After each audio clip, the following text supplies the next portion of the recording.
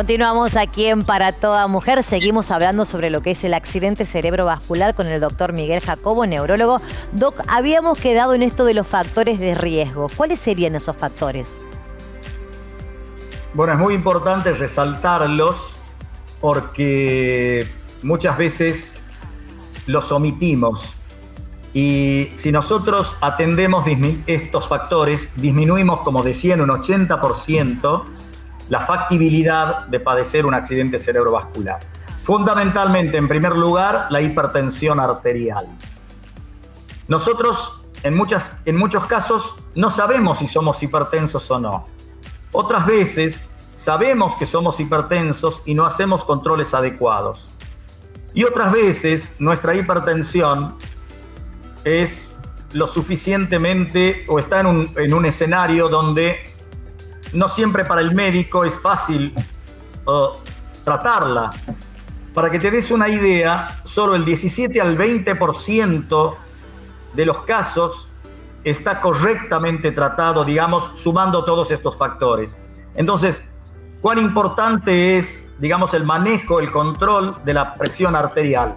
Y si uno piensa que está presente en prácticamente el 85% de los enfermos que padecen un ACV, es un factor de riesgo fundamental y a tener en cuenta. La diabetes, el tabaquismo, el consumo de drogas ilícitas, la obesidad, el sedentarismo, cierto incremento de grasas en la sangre como el colesterol, ciertas enfermedades cardíacas como por ejemplo las que generan arritmias, ¿sí? Son los factores de riesgo más importantes a tener en cuenta. Siempre voy a defender, no es una cuestión por supuesto personal, pero la actividad física es, digamos, una herramienta que prácticamente está combatiendo todos estos factores de riesgo. Entonces, es muy importante tener en cuenta, adecuarnos, controlar estos factores de riesgo, porque disminuimos, estos son factores, digamos, tratables, porque hay otros factores de riesgo. Por ejemplo, el hecho de haber padecido una enfermedad cerebrovascular sitúa a la persona en un escenario donde es más frecuente la recurrencia de un ACV. Pero esa historia no la podemos cambiar. Si hemos tenido un ACV, ya es una carga que vamos a llevar siempre. Por tanto, si estamos con ese factor, digamos, predisponente a recurrir, tenemos que cuidar lo que podemos cambiar. Claro. De hecho, la edad es otro factor. Bien. Si bien un ACV se puede dar en personas jóvenes, siempre va a ser más factible de producirse a partir de los 55, 60 años. Entonces la edad es algo que tampoco podemos cambiar. Doc, hace ratito vos mencionabas, ¿no?, el hecho de que cuando nos duele el pecho, se nos acalambra el brazo izquierdo, vamos volando a un cardiólogo. ¿Cuáles son los síntomas que tendríamos que tener en cuenta para estar alerta y decir, esto no me parece que está correcto, me voy a un neurólogo? Porque podría ser un ACV. ¿Cuáles son esos síntomas o esos signos? Esto es muy importante por lo de la ventana terapéutica. Acudir cuando sentimos debilidad, falta de fuerza, adormecimiento, una sensación anormal como hormigueo, por ejemplo, en un brazo o en una pierna, más aún si son del mismo lado. Es uno de los síntomas. Segundo, confusión, alteración en el lenguaje, dificultad para entender lo que se me está diciendo o para expresar lo que quiero decir. Tercero, alteración del equilibrio, incoordinación, que puede provocarme caídas, que puede provocarme trastornos de marcha. Cuarto, dificultad para la visión, pérdida repentina de la visión, que puede ser en un ojo o en ambos ojos. Bien. Quinto, una cefalea, o sea, un dolor de cabeza que llamamos nosotros en estallido, intenso, agudo, de máxima intensidad, ¿sí? Que no sigue los parámetros de las cefaleas que podemos estar acostumbrados a tener. Si bien no son la totalidad de los signos y de los síntomas, de hecho que son los principales. Ante esto, debemos concurrir en forma urgente a un centro médico público-privado o privado. De hecho, que el médico puede hacer una tomografía computada, algo que demora exactamente 120 segundos o 60 segundos, y a determinar si estamos en presencia de un accidente cerebrovascular. Reitero, el accidente cerebrovascular es una urgencia. Y estas cosas que parecen tan sencillas, solo podemos ver que se dan en un porcentaje muy exiguo de la población. No nos pasa solamente a los santiagueños, no nos pasa solamente a los argentinos, esto es algo que se ve lamentablemente en todo el mundo. No acudimos a la consulta en la ventana terapéutica óptima. Bien. Doc, y una vez, bueno, que lamentablemente se produce lo que es el famoso ACV, ¿cuál es el tratamiento? ¿Cómo sigue todo esto? Bueno, primero, cuando realizamos los estudios, tenemos que identificar de qué tipo de accidente cerebrovascular se trata. Si se trata de un accidente cerebrovascular isquémico, un accidente cerebrovascular hemorrágico, y poner en marcha ciertos mecanismos. Hoy contamos con herramientas para actuar en determinados momentos de su evolución. Pero quiero decir algo también, que es muy importante. El accidente cerebrovascular, aún en etapas tardías, porque muchas veces pasa que decimos no concurrí a la consulta y tengo secuelas.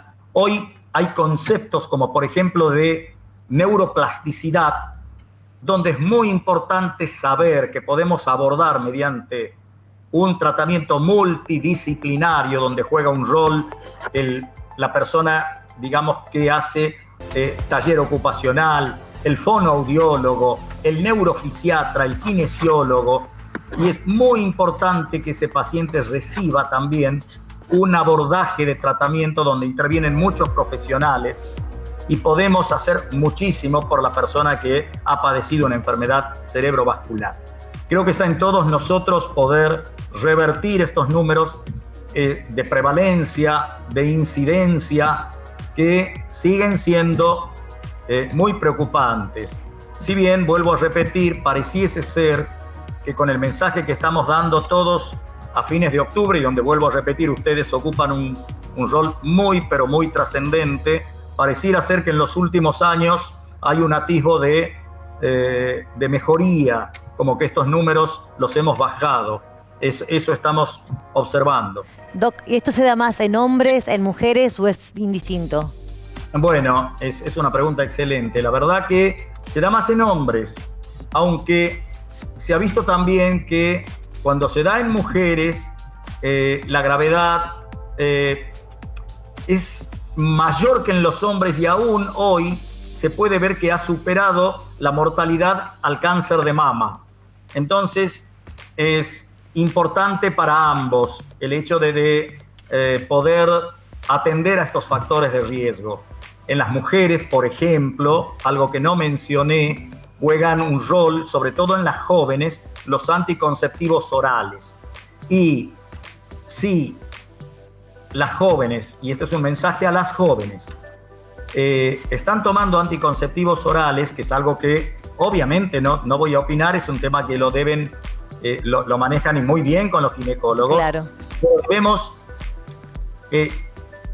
dar el mensaje que si estas personas tienen migrañas y fuman, por decir, empleando un lenguaje de los jóvenes, a ver, este combo las sitúa en un escenario de riesgo para la enfermedad cerebrovascular. Entonces ahí los neurólogos, que no vamos a opinar de los anticonceptivos orales, debemos decirles a estas jóvenes que deben dejar de fumar. En realidad tienen que dejar de fumar todos. Exacto. Pero estas jóvenes que tienen dolores de cabeza, que toman anticonceptivos orales, sobre todo si ese dolor de cabeza es de características migrañosas, y que fuman, este trípode las sitúa en un factor de riesgo muy importante para la enfermedad cerebrovascular, aunque sean jóvenes, muy jóvenes. Bien, clarísimo, clarísimo el mensaje. Doc, como siempre, bueno, ya estamos con el tiempo justo. Es un placer conversar con vos y que, bueno, que nos informes acerca de todo esto, ¿no? Así que muchísimas gracias como siempre. No, como siempre, gracias a ustedes. Es un gusto y muchas gracias doblemente por lo que hacen, porque la verdad que esto adquiere relevancia a partir de la difusión que ustedes hacen. Muchas gracias. Muchas gracias, como siempre. Muchas gracias, hasta luego. Adiós. Ahí conversábamos con el doctor Miguel Jacobo, clarísimo todos los conceptos que nos acaba de brindar acerca de lo que es el accidente cerebrovascular. Tenemos que tener en cuenta todo eso y los síntomas para acudir rapidísimo al médico, porque como él lo dijo, es una urgencia. Y lo que vamos a presentar ahora no es una urgencia, pero es algo divino que siempre ella está con nosotros, siempre, hace bastante ya, nuestra querida Cecilia Guillot, y nos muestra, me encanta, este hermoso cuadro con texturas. Miren lo que es esto. Toda la audiencia, para toda mujer. Hoy estamos aquí con un proyecto para realizar un cuadro con texturas y trabajado imitando un aluminio. Un cuadro moderno, con técnica mixta. Así que bueno, vamos a proceder a hacer una explicación simple para que puedan hacerlo desde las casas. Tenemos papel aluminio de cocina, el papel común para los alimentos. Con este papel utilizamos para trabajar sobre un bastidor, en este caso un bastidor pequeño. Aquí tenemos una muestra terminada de un cuadro importante. ¿Qué vamos a hacer? Lo vamos a pegar con cola vinílica. Con la cola común, agua un poquito para que corra, ponemos cola, abundante cola para que no haya lugares sin cubrir y que pegue bien y no queden con aire, los bordes también. O sea que yo ya corto un papel pensando en que voy a cubrir con un trapito. Vamos a ir